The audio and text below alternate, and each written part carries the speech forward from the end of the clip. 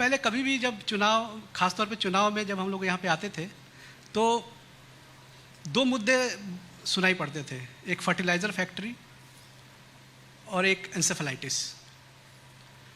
चुनाव फिर से हमारे सामने है और मुझे लगता है इस बार ये दोनों मुद्दे नहीं होंगे। तो इसके पीछे आपने ये एक कार्यकाल में कैसे आपने किया, इसके पीछे की कहानी ज़रा हम सुनना चाहेंगे। प्रवीण जी, मैं आपका और आपकी पूरी टीम का, टाइम्स ऑफ इंडिया परिवार का अपने गोरखपुर में स्वागत करता हूं। धन्यवाद। आप लोगों ने पूर्वांचल डेस्टिनेशन उत्तर प्रदेश कॉन्क्लेव के लिए पूर्वांचल चुना है और वो भी गोरखपुर में। मैं टाइम्स ऑफ इंडिया परिवार को इसके लिए धन्यवाद देता हूं। देखिए, हर एक की अपनी अपनी सोच होती है। वह व्यक्ति की प्रकृति और उसके संस्कार पर निर्भर करता है। पहले लोगों की सोच सीमित थी। वे अपने बारे में, अपने परिवार के बारे में सोचते थे। देश के बारे में, प्रदेश के बारे में, एक बड़े समुदाय के बारे में उनके पास कोई स्पष्ट सोच न होने के कारण देश के अंदर सामाजिक भी और आर्थिक भी असंतोष और असंतुलन की स्थिति व्यापक रूप से देखने को मिली थी। 1947 में जब ये देश आजाद हुआ है, उस समय बड़े बड़े सपने देखे गए थे, लेकिन 5 दशक आते आते वे सभी सपने एक बार लोगों के मन से ओझल होते हुए लोग ये मानने लग गए थे कि सभी सपनों को देश के सत्ताधारियों ने चकनाचूर कर दिया है। एक अविश्वास, एक असंतोष का सा वातावरण पूरे देश के अंदर था। असुरक्षा, अव्यवस्था, सर्वत्र अराजकता पूरे देश के अंदर देखने को मिली थी। लेकिन समग्र देश को एक परिवार मान करके और भारत के समग्र विकास की सोच को लेकर के पहली बार सरकार देश में प्रधानमंत्री मोदी जी के नेतृत्व में 14 में बनी और उन्होंने विकास की जो सोच देश को दी। प्रधानमंत्री मोदी जी ने प्रधानमंत्री बनने के पहले जो लोगों के द्वारा, विपक्ष के द्वारा तमाम प्रकार का दुष्प्रचार किया जा रहा था, पहली बैठक में ही उन्होंने इस बात को कहा था। और प्रधानमंत्री पद के उम्मीदवार बनाए जाने के बाद जब भारतीय जनता पार्टी को उस समय अपना इलेक्शन मैनिफेस्टो बनाना पड़ा था, तो उससे पहले ही उन्होंने इस बात को कहा था, बीजेपी का एक ही मंत्र होगा, सबका साथ और सबका विकास का। अब याद करिए, जितनी भी योजनाएं निकली ये इसको केंद्रित होते हुए निकली, बिना भेदभाव के। शासन की योजनाएं सबको मिलेंगी। अभी आपने यहाँ पे जो माफिया का वर्चस्व था उसकी चर्चा की, तो ये लगभग वही समय था जब आप गोरखपुर में आए थे और आप उत्तराधिकारी आपको घोषित किया गया था और जाहिर तौर पे आप खतरे बहुत सारे थे। तो क्या ये वही उसी समय का आपका एक्सपीरियंस है जिसने आपको माफिया के खिलाफ आयरन हैंड? देखिए यहाँ पे मेरे सामने दोनों तीनों चुनौतियाँ थी जी। देखिए, मैं गोरखपीठ से जुड़ा था। गोरखपीठ केवल एक साधना की ही पीठ नहीं है, बल्कि गोरखपीठ एक सामाजिक, आध्यात्मिक और राजनीतिक क्रांति की पीठ भी रही है। और मुझे इस बात पर गौरव की अनुभूति होती है कि साधना का केवल स्वयं के कल्याण के लिए उपयोग करने की बजाय गोरखपीठ ने लोक कल्याण का मार्ग सदैव चुना, और उस पीठ से जुड़े होने के नाते मैं इस चीज को देखता था। पीड़ित आते थे वहां पे, मैं उनकी पीड़ा को बहुत नजदीक से देखता था। किसी की जमीन पे कब्जा होता था। एक बार यहां पर मैंने कई बार देखे हैं, यानी समाजवादी पार्टी की सरकार थी, गोरखपुर के एक बहुत प्रतिष्ठित परिवार है, जेल रोड पर उनकी 2 हवेलियां थी, 2 बड़ी बड़ी हवेलियां थी, और प्रदेश सरकार ने वे दोनों हवेली एक माफिया को आवंटित कर दी। उस प्रतिष्ठित परिवार ने रात्रि भर लेबर लगा करके दोनों मकान गिरा दिए। तो अगले दिन मेरी उनसे मुलाकात हुई। मैंने कहा, मैं उस समय नया नया आया था, ये 94-95 की बात है, तो मुझे जानकारी मिली। तो मैं उनके यहाँ कार्यक्रमों में जाता था अपने गुरुजी के साथ में। तो उनका नियमित था, वो गोरखनाथ मंदिर में नियमित दर्शन करने भी आते थे। तो मैं मंदिर में था, तब तक मेरी मुलाकात, मैंने देखा उनको, मैंने कहा सुना है आपने अपना मकान तोड़ दिया, और बड़ी बड़ी हवेलियां थी आपकी। तो उन्होंने कहा कि मैंने तोड़ दिया है। मैंने कहा क्यों? कहा साहब उसको फलाने फलाने माफियाओं को आवंटित कर दिया था, और अगर तोड़ता नहीं तो मकान भी जाता, जमीन भी जाती। अब तो कम से कम जमीन तो रह जाएगी, और मकान तोड़ दिए थे। पिछली सरकार में समाजवादी पार्टी की ही सरकार थी, एक गोरखपुर के प्रतिष्ठित व्यवसायी की आर्यनगर में, मुझे लगता है 3-4 एकड़ क्षेत्रफल में बड़ी हवेली बनी हुई। दिन में 12 बजे मेरे पास फोन आता है, 2006 की घटना है। उन्होंने कहा साहब, मुझे फोन किया कि महाराज जी हमारे यहाँ कब्जा हो रहा है। मैंने कहा दिन दहाड़े कोई कैसे कब्जा? मैंने फोन रखा, राजा बाबू क्या मजाक करते हैं। मैंने फोन रख दिया। थोड़ी देर बाद फिर से उन्होंने कहा साहब मेरे हवेली पे कब्जा हो रहा है, हमारे मकान पे कब्जा हो रहा है। मैंने कहा कौन से मकान पे? जिस मकान पे हम लोग आते हैं, जहाँ कार्यक्रम होते हैं आपके। उनके बाबा यहाँ के बहुत प्रतिष्ठित समाज सेवी थे और यहाँ के रईस थे। उन्होंने कहा उसी मकान पे। अरे, मैंने कहा प्रशासन को आपने नहीं कहा? कहा साहब किसको बोले, कोई सुन नहीं रहा है। तो मैंने अपने सामने ही अपने हाथ से ही फोन मिलाया इंस्पेक्टर का, फिर डिप्टी एसपी का, फिर एसपी सिटी का, फिर एसएसपी का। चारों से मैंने फोन से बातचीत, मेरी चारों से बातचीत हुई, और ये चारों से बात 15 मिनट के अंदर मेरी हो गई थी। फिर मैं 10 मिनट बैठा रहा। 10 मिनट के बाद फिर मैंने इंस्पेक्टर को फोन किया। मैंने कहा आप लोग पहुंचे वहां कि नहीं पहुंचे? तो उन्होंने कहा कि नहीं साहब अभी हम देख रहे हैं। अरे, हमने कहा अब तक तो वहाँ पे वो माफिया वहाँ बहुत कुछ कर चुके होंगे, आप लोग नहीं जाना चाहते हैं? तो मैं अपने कार्यालय से उठा, मैंने अपने कर्मचारी से कहा मैंने गाड़ी निकालना। गाड़ी निकाली, मेरा एक सुरक्षा गार्ड बैठा मेरे साथ, मैं गाड़ी में बैठा।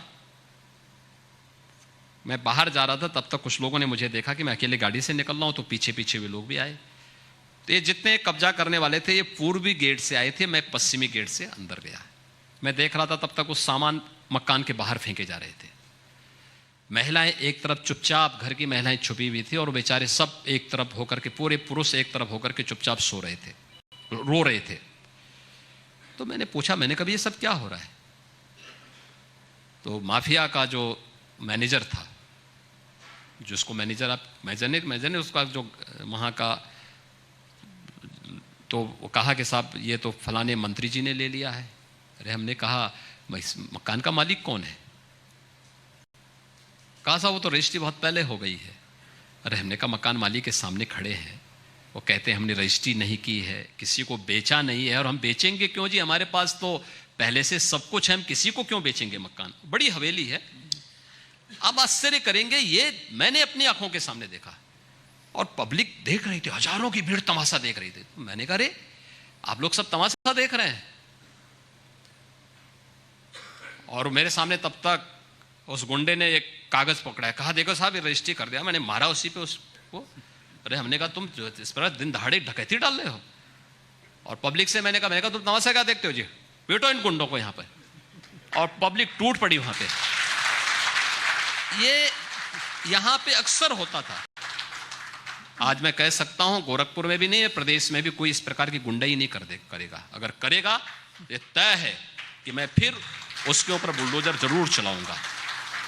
तो ये हर माफिया इस बात को जानता है कि अगर उसने किसी गरीब को, किसी व्यापारी को, किसी कमजोर व्यक्ति को, किसी सार्वजनिक संपत्ति पर कब्जा की तो यह तय है कि उसको नेस्तनाबूद होना है।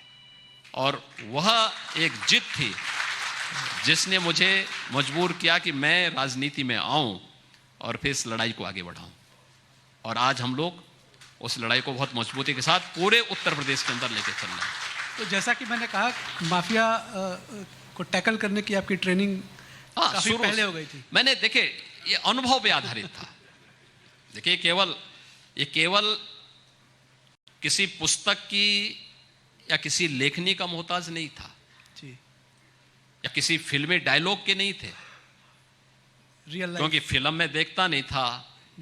ये मेरी रियल लाइफ का दृश्य थे जिनको मैंने अपनी आंखों से नजदीक से गोरखपुर के अंदर, पूर्वांचल के अंदर होते हुए देखा है जी। और फिर उसके खिलाफ हम लोगों ने मजबूती से इस लड़ाई को आगे बढ़ाते हुए भी अपने आप को देखा है। और आज मैं कह सकता हूं, गोरखपुर हो या पूर्वी उत्तर प्रदेश या उत्तर प्रदेश, किसी माफिया का दुस्साहस नहीं वह ऐसा कर सके। और अगर करेगा तो मुझे लगता है उसकी 7 पुश्तें सोचेंगी आने वाली भी कि ऐसा भी कभी हुआ था।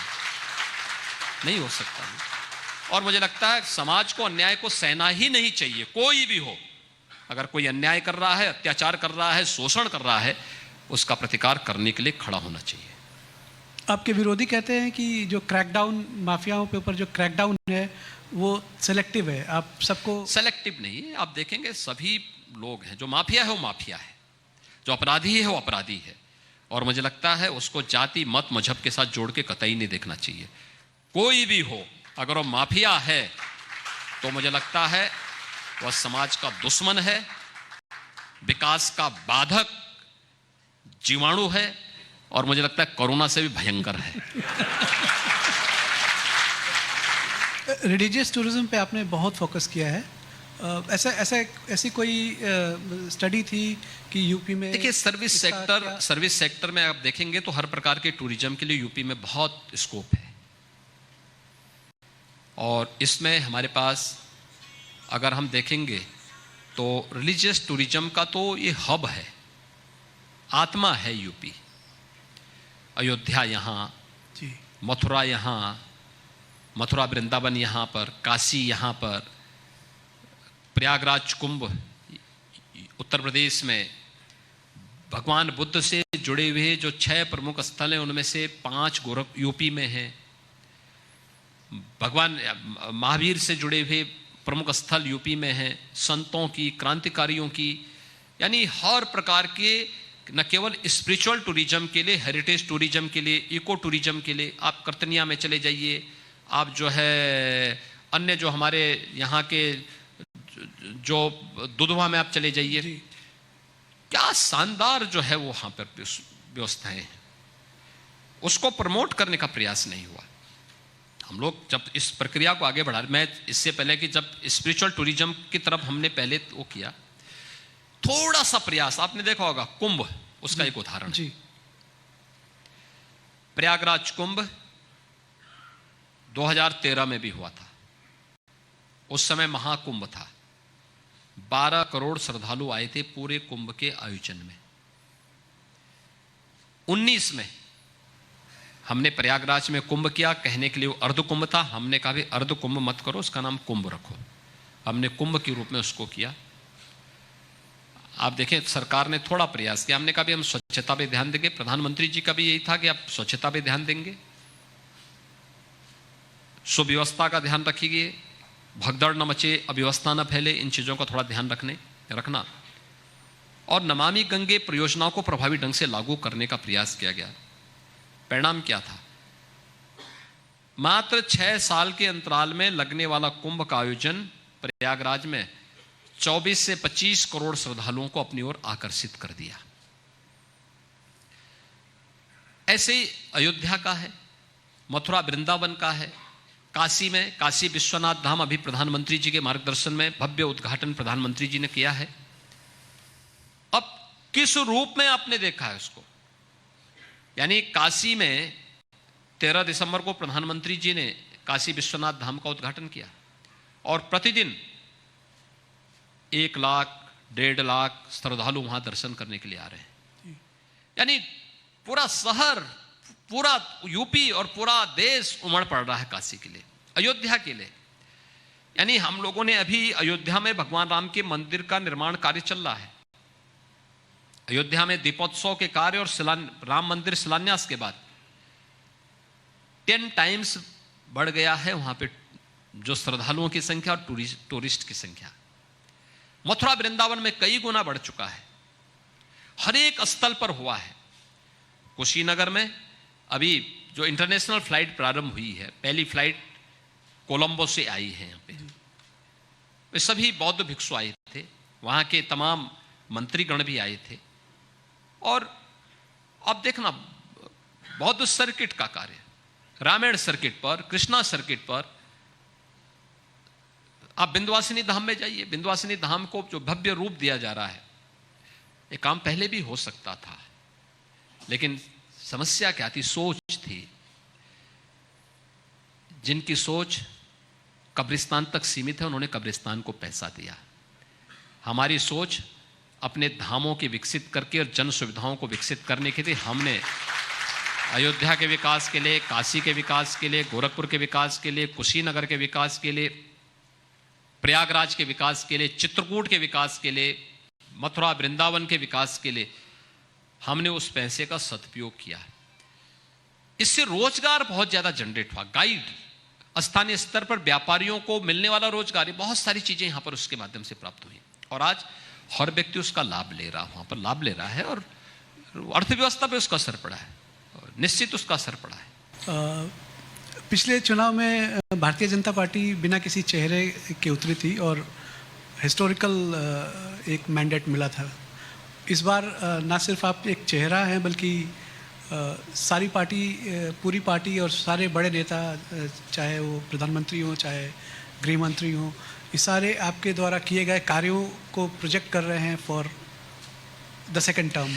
ये उम्मीदों का ऐसा लग रहा है कि जैसे ये आपके कार्यों के ऊपर एक रेफरेंडम जैसा होने जा रहा है अगला चुनाव।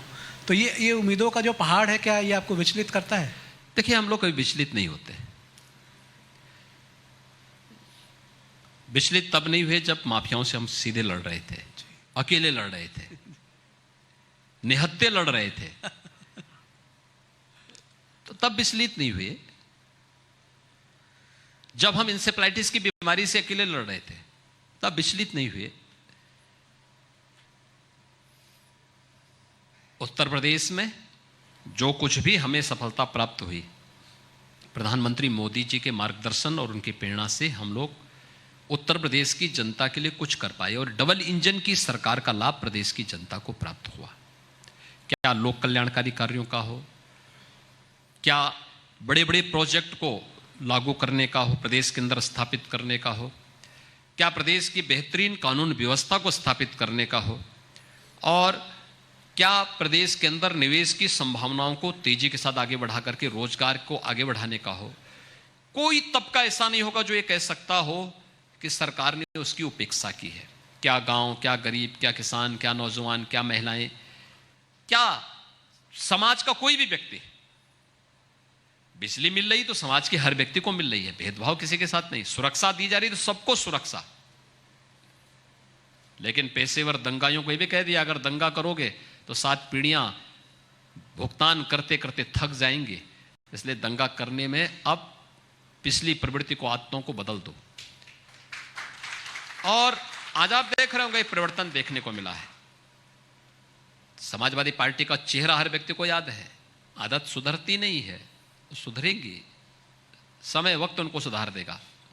कल आपने देखा होगा कानपुर में हमारा कार्यक्रम चल रहा था जी। बाहर किस प्रकार की खुरापात की जा रही थी, शरारत किस रूप में हो रही थी। यह समाजवादी पार्टी का चेहरा है। विकास का पैसा जो आज हम सड़कों पर लगा रहे हैं, हाईवे पे लगा रहे हैं, एक्सप्रेसवे पे लगा रहे हैं, एयरपोर्ट पे लगा रहे हैं, गरीबों के मकान देने में लगा रहे हैं, गरीबों को बिजली देने में लगा रहे हैं, अपने नौजवानों को स्मार्टफोन और टैबलेट देने के लिए लगा रहे हैं, यही पैसा पहले लोगों की तिजोरी में भर भर करके जाता था और आरसीसी की दीवारों में उसको ऐसे कैद करके रख दिया जाता था। आज निकल रहा है ना, जब जेसीबी लग करके निकाला जा रहा है तो सारा पैसा भर भरा करके सामने आ जा रहा है। गड्डी की गड्डी निकल रही है, थक जा रहे हैं अधिकारी, मशीनें भेजी जा रही हैं। ये देखा है, पिछली सरकारों के काले कारनामे सब समाज के सामने आ रहे हैं। इनके वे सभी चेहरे सामने आएंगे, इनकी वास्तविकता क्या है, और जनता को देखना होगा अपने लिए, आने वाली पीढ़ी की खुशहाली और समृद्धि के लिए अच्छे लोगों को चुनना, अच्छी सरकार का गठन करना और फिर जीरो टॉलरेंस की नीति के तहत कार्य करना। सरकार उस दिशा में कार्य कर रही है और सरकार कार्य करेगी। और मैं कह सकता हूं, भारतीय जनता पार्टी पिछली बार जितनी सीटें पाई थी उसी तर्ज पर इस बार भी परिणाम लेकर के आएगी, कहीं कोई संदेह नहीं होना चाहिए। यही सवाल मैं शायद नहीं पूछना चाहता था, क्योंकि हर इंटरव्यू में आपसे पूछा जाता है कि कितनी सीटें आएंगी। मैं ये पूछना चाहता हूँ कि क्या अगर सीटें अगर 250 जैसे आती हैं तो क्या आप निराश होंगे? देखिए, मैं ये क्यों मानूं, मेरा तो मानना है 350 से कम नहीं आएंगे। समाजवादी पार्टी का कहना है कि अखिलेश यादव जी के विजय यात्रा को अभूतपूर्व समर्थन मिल रहा है। वो तो हर व्यक्ति देख रहा है जी, हर व्यक्ति देख रहा है कितना अभूतपूर्व समर्थन मिल रहा है। वो तो अभूतपूर्व समर्थन उनको तब भी मिल रहा होगा जब वो नोट की गड्डियां किसी तिजोरी में भरवा रहे होंगे। जनता का समर्थन तब भी मिल रहा है जब ये नोट की गड्डियां बाहर निकल रही हैं। उनकी हताशा और निराशा का प्रदर्शन कल कानपुर में भी देखने को मिला है और प्रदेश के अंदर अन्य जगहों पर भी। कैसे माहौल पर खराब करने का प्रयास करते हैं, लेकिन प्रदेश की जनता बहुत मजबूती के साथ खड़ी है। एक अंडर करंट है और आप देखना, भारतीय जनता पार्टी 2017, 2014 और 2019 के तर्ज पर भारी बहुमत के साथ, प्रचंड बहुमत के साथ प्रदेश के अंदर सरकार बनाएगी।